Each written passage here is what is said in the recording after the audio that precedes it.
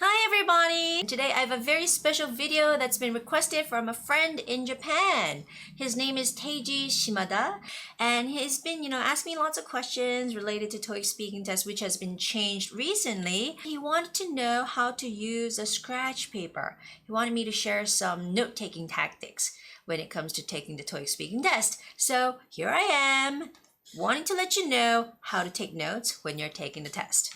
Okay, and also a friend living in Japan, not Japanese, he is a teacher teaching TOEIC speaking in Shizuoka, Japan. And he also told me that a lot of his students are watching my videos when it comes to studying TOEIC speaking. So I wish the best of luck to them. I hope you guys could get lots of useful tips from this video as well.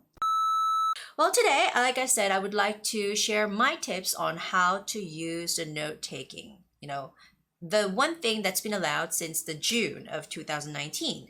Now, there are two things that's been changed. One is they give you longer preparation time for some parts. And the second thing is you can take notes. Yay! I think this is a very useful thing for most Asians who are taking the TOEIC speaking test because, you feel more comfortable, like you feel more prepared before giving the answer that you're thinking about.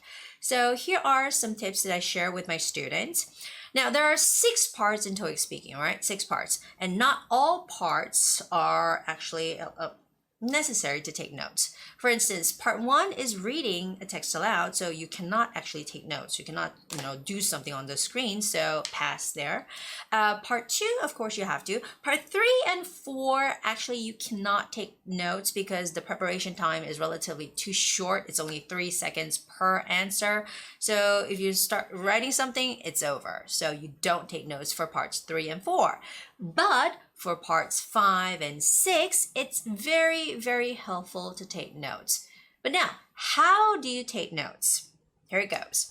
For part 2, when you look at the picture on the screen, you may see some people there, right? Write down as many words as you can about the people that you see on the screen. But make sure you don't write them in sentences, okay? When you try to write down all the things that you want to say in full sentences, first, you might notice that you don't have enough time to do that and second, you cannot write down everything that you want to say within the 45 seconds of preparation time given. So I tell my students, just write down some words. Write down some words, very essential words that you will use to make up your answers. And that's all you can do. And with the limited time of 45 seconds, I think like maximum of 8 to 9 words is what you can write on your piece of paper. So don't be so greedy. Don't write too many. Just go about like 7 to 8, maybe 7, 10 maximum. And just write down some essential words that you'll be using in your answers, okay? Don't be greedy. Don't try to write down the full sentences.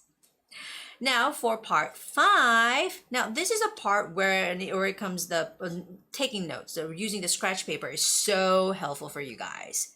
First, you will take notes listening to the message. The message is about a minute long. It could be sometimes a phone message or it could be sometimes a conversation between 2 or more people. But while listening to them, you tend to forget what they're saying throughout the message, right? So what you can do is write down some things, important things that you hear throughout the message, and later during the preparation time, you can have a look at it. How helpful is that, right? It's so helpful. So you should use note-taking skills throughout the listening time, okay?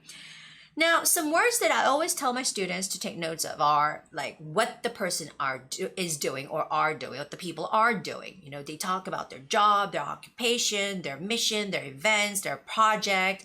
Make sure to take note of that. And secondly, what the problem is, right? You have to, write down some words that they used while describing their problem. And later, during the preparation time, which has gotten longer. It used to be 30 seconds, but now it's 45 seconds. Now, during the 45 seconds, again, you cannot write full sentences. So what you can do is think about what's going on in the message you're given and try to write down some solutions, right? Again, the solutions cannot be written down in sentences. You cannot complete writing full sentences, so you should write down some essential words, very essential words, very important words to finish up your solutions, okay? Now, after that, you look at the keynotes, you look at the notes that you've taken, some words there, and make sure you use them fully throughout your answer. Your answering time is 60 seconds, and by looking at the notes, you can say more, not missing out the details, okay? So I think you should be holding a pen throughout part 5, while during the listening time, while you're listening to the message, and while you're preparing for the answer, and you should just get ready for your full answer. But you have to remember, you cannot write down a full script for your answer. That's being greedy, okay? Last one is part 6. Now, part 6 is a part where you have to speak for the longest time, which is 60 seconds. And now you cannot even use a template because there is no template on when it comes to, giving your opinion. So what you have to do after looking at the question on the screen, you can use your pen again. You can use your pen and a piece of paper. And when you get the idea of what to talk about, you start writing some keywords, the words that you will be using in your answer. Don't write the full sentence. Again, full sentence is never recommended. Okay, so write down some keywords that you'll be talking about or using throughout your answer. And the preparation time is even shorter now this time. It's only 30 seconds. So you might be able to write down maybe 5 or 6 words, if successful, 7 or 8. And you would be lucky to use all of them within your 1-minute answer. So forget about writing down full sentences for your, during your preparation time for TOEIC speaking answers, but make sure to focus on writing down some keywords. It helps you organize the idea of what you're going to talk about. It helps you not forget what you want to talk about during your answering time. So I think it's a very useful tool, the pen and the piece of paper, but it all depends on how you use it. Okay, some people, I've seen some students who are being really greedy, trying to write down so many things on their piece of paper, trying to write down the full script, and it never works. I've seen them so many times throughout the last several months, so I'm really telling you not to do that. That's very important. And also, one more tip. In Korea, when you go to the test site, the pen they give you is not a sharpened pen or pencil. It's not sharp enough. So they're giving you this very dull pen, okay? And when you're using a dull pen, it's really hard to write more information, okay? It's really hard to write down all the words very delicately. So I think it's very helpful to buy one of these pens. I think it's like only maybe 50 cents or less than $1. And when you practice with this kind of pen, I think you get more used to the actual test environment, so that could be very helpful too. So I hope this video could be very helpful for those people who are studying or preparing for TOEIC speaking test.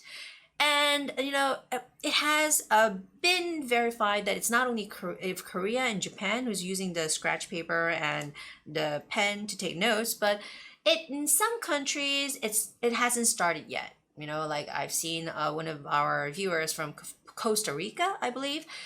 He told us that, it's not applied in their country. So I guess it's only applied in some countries, maybe in Asia. So if you are studying TOEIC speaking in those countries, take a note of what I said today. Don't try to write full sentences. Oh, and one more thing. Last time when I went to take the test, there was a guy who was writing down some things that he wants to memorize before the test started. And, the people had to take away his notes. Okay, well, it's normal for them to kick him out of the test center, but they didn't kick him out. But you cannot do that. You cannot take notes before the test starts. You can only take notes after the test starts. So make sure you don't do that, so you can prevent yourself from being kicked out. Okay. All right, so Tony, I hope this video could be very helpful for your students, and Taiji, I hope this could upgrade your TOEIC speaking talking or speaking ability, and I'll see you guys more in the future videos. Until then, bye.